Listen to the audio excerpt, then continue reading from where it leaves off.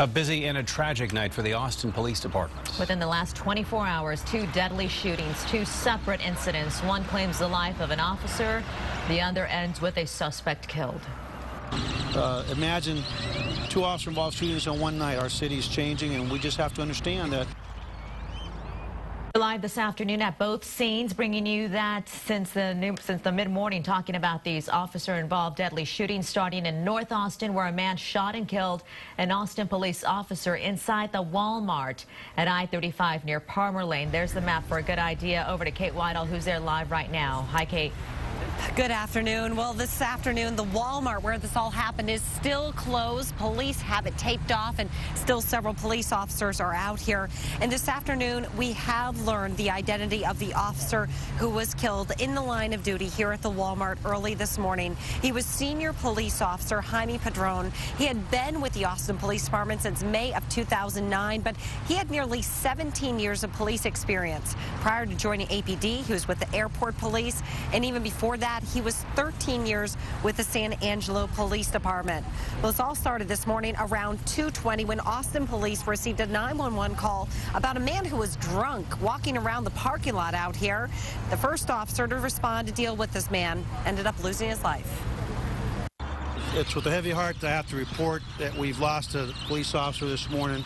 It was inside the Walmart off Palmer Lane when senior Austin police officer Jaime Padron tried to talk to the suspect, but instead the suspect tried to fight the officer. During the fight, the suspect produced a semi-automatic pistol, shot the officer at point blank, striking him somewhere around the neck area. Amazingly, Padron was able to radio dispatch to say he was shot. 2 Walmart employees jumped on the suspect. After they saw the altercation, the officer shot and the officer go down, they immediately tackled him, took him to the ground, and he was disarmed. Shoppers say they heard the shot but thought it was 2x4s landing on the ground. Many ran to try to get out of the store. Me and her ran to the front, and then we thought we could leave, but actually 5 minutes later we saw people by McDonald's in the front, and they were giving CPR to a person, and they were saying that somebody got shot through the neck. A second officer arrived within seconds of the shooting and arrested the suspect, then performed CPR on Padron before EMS arrived. But within 20 minutes, the officer succumbed to his injury and was pronounced at the scene at 2:44 a.m. When Padron was taken out of Walmart, more than a dozen officers saluted their comrade as he was placed into a van. We've lost a really good, solid human being today, and it's a loss for the city.